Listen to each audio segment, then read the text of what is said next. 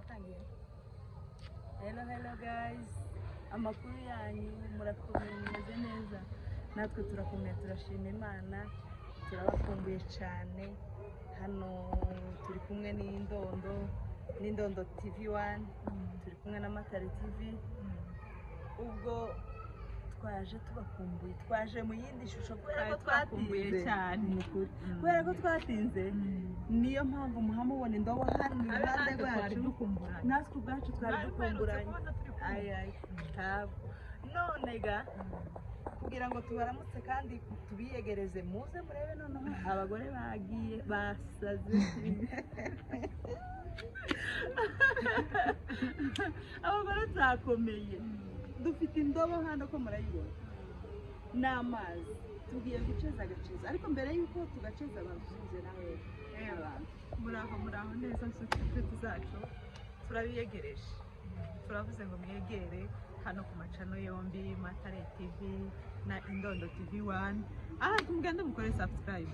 Ese abantu mwabaye yewe sinzi ikibazo ikibazo cyane, tuzoza tuguma tuvuge twinginge umuntu mwateje abantu imbere, gukora subscribe tukagira gutya, si faranga mu ntaka, kandi ukanareba n'ikiganiro kikarangira. Habe jenza mbwira abantu niyo utokireba uza wamushiramo telefone hasi cyangwa ari televiziyo, numara wamurambika ugende mu kazi kawe, ugende ukora akazi kawe, nurangiza gukora ubone kuza wenda nusanga cyarangiye, nuko Imana izoguha umugisha. Natwe nitutangira kubona udufaranga none tuzakumenyesha.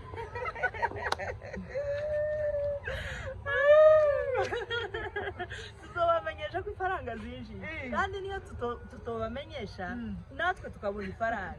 Abadafite umutima mubi muzomererwa neza, babonye ifaranga. Niyo mpamvu nabamenyesha nabwo muzabumenya, abantu ntibazamenyesha. Kandi ifaranga iyo babonye debiti ejo bundi yagize neza imenyesha abantu ko yabonye ifaranga. Turanabashimiye rwose, mwabaye abantu b'abagabo cyane. Debiti Queen na Ari bakoze neza, Imana ibaha umugisha. Hanyuma rero amazina ni Nyamarembo Esperance, nkaba ndi umudamu w'abasegege, nkaba ndi umukobwa wa Betira, nkaba mfite umutwaro umwe n'abana 5. Amen. Umaze kuba umugore, ukuze, maze kuba umugore urumva. Rero uyu twateguye ngo tuzatubazanira agacezo hano kugira ngo mugume mu bifungo. Aya mazi ni umugezi, avuye muri firigo, ni igitangaza. Aya mazi arakonje, kandi hano muri Kenya hari imbeho, beniteye ubwoba, ariko kubera gushaka ifaranga baje kuzishakira no murebe isengeri nambaye, nambaye isengeri kugira ngo mbabare namwe mwumve ububabare mfite mukore ifaranga.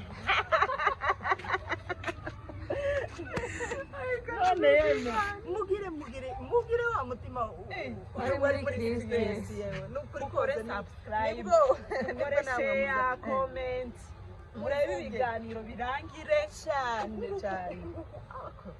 Sinzi ukuntu abantu babaye, kandi je woyikoze ntanama nkumenye. Ni gute utomumenya woyebega umuntu wabiriye neza. Reba kabe abantu bose turi kumwe hano muri karitsiye, uko hari benshi bazamare bagashwa wari waraburiye ngo tuzatukureba uko mudaherutse gushira ikiganiro, kandi uko ntanaherutse. Hariho umwe wambwiye ngo wako muri mu kuvuga neza, tiwakanze subscribe tinije wayikanze wa mbere, tizana ndebe noneho ngo marega mwaka telefone, tizana ndebe nimba warayikanze. Yewe ayiwa yama yinyirimo, yamabwira ngo ngukura nako nokubesha. Ese wowe kuyizana nkareba niki hari cyo bigutwaye neza. Umugore yamabibanga aranga namubwira ati nimba utarayikoraga genda uyikora, nikajya gatukura namaje urayibizi cyangwa tubizi. Arambwira ngo arabizi, genda guyikora nta kibazo, nimbaga yarayikoze genda uyikore nimba utarayikora. Ekarabyumva hanyuma none gatugiye gukora akantu yeme ngaho nono, kandi muje muri commentaire mbira gaceze nimba ari kabi, nimba tatadukwiriye tukubaze ndaguciye mu ijambo. Waje kubwira abantu iyo wari waragiye, abwira ko naje. Yewe naje naho tuzongera kureka nyabone, naje ko barabona moto babandi bisi kiguruguru, njewe uri kingumbi cyafashwe.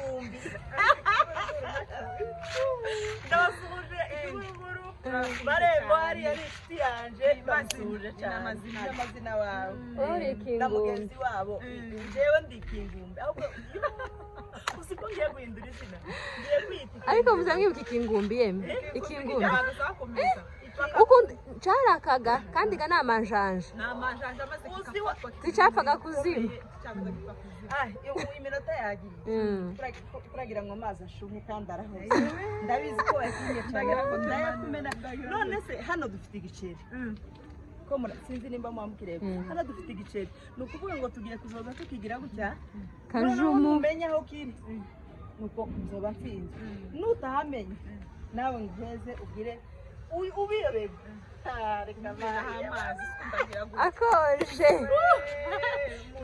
twatangiye erekerayo jemwe mwabona imisonga garuka gavu mukaje aya ngaha aha naha ngaho pombo niho kiri wiruvuga ndakumena amazi naha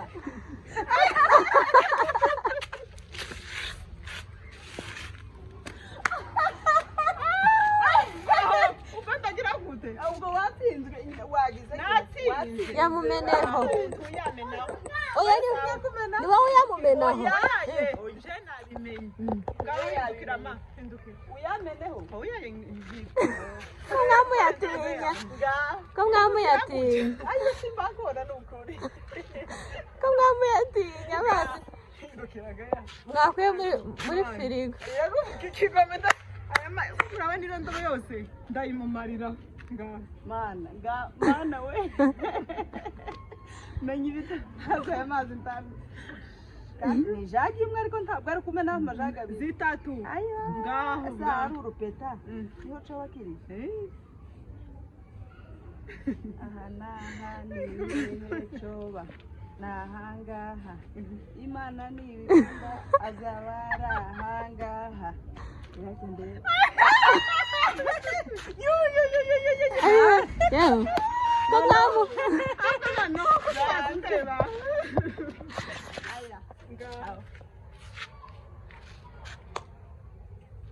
aya garuka igemu turaza guhangana garuka ngaho kiraha cyangwa ayo aho ni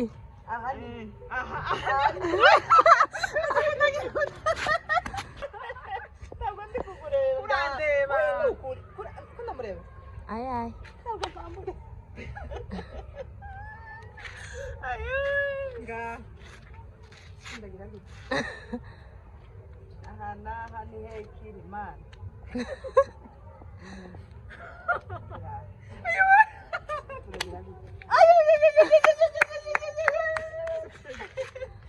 irindi rimwe n'ibyanga none ndagira gute kira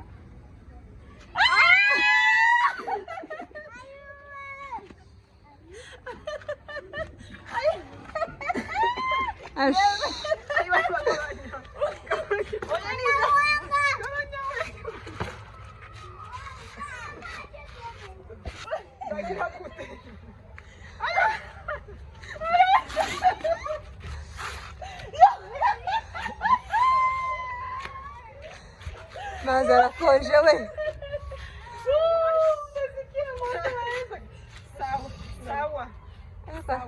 nari nabibonye ko aribo bahera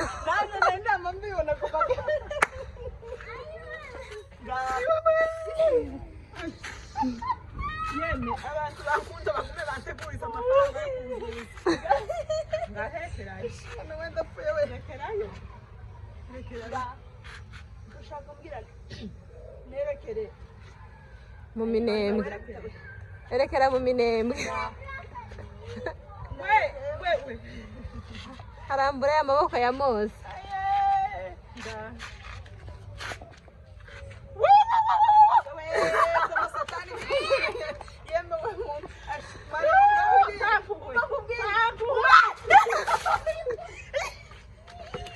ndongera amazi arakonje.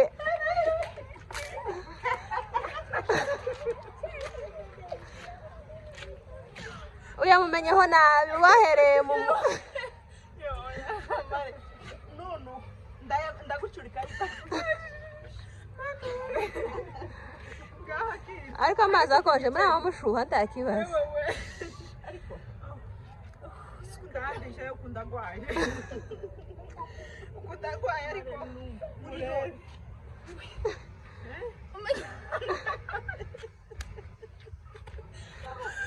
ngakwagira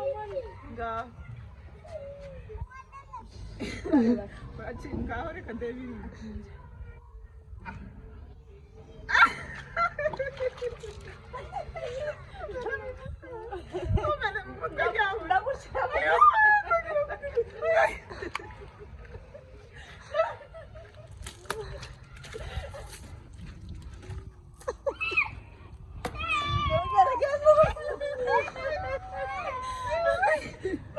ahagarariye amucuncumurireho noneho nyamare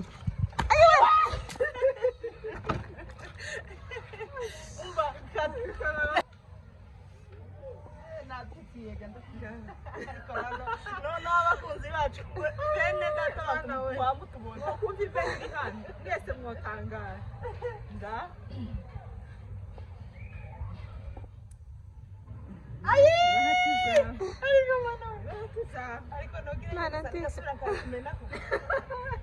ahubwo mana we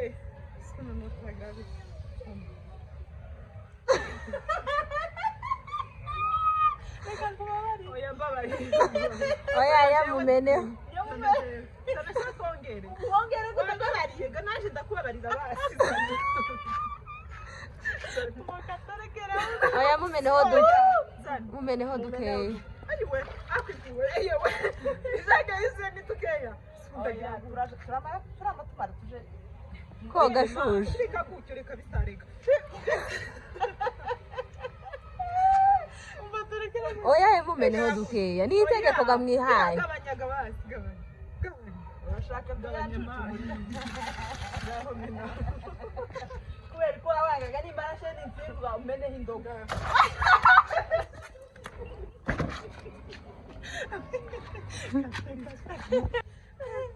oya dushoshe nari kikeneye inyago ya gera ushaje wari ukikeneye oya reka nkwere twari kumenanaga hagashira aya mazi tukayamara gatwara yewe ukunta konje dore jewe wandabise hantu dore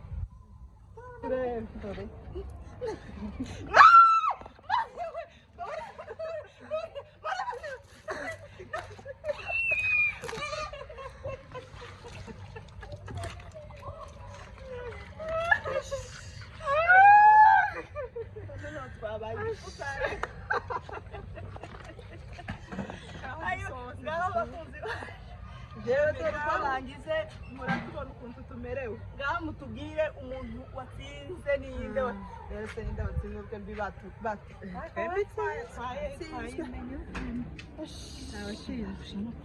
sawa sawa guys naho utaha tuzogaruka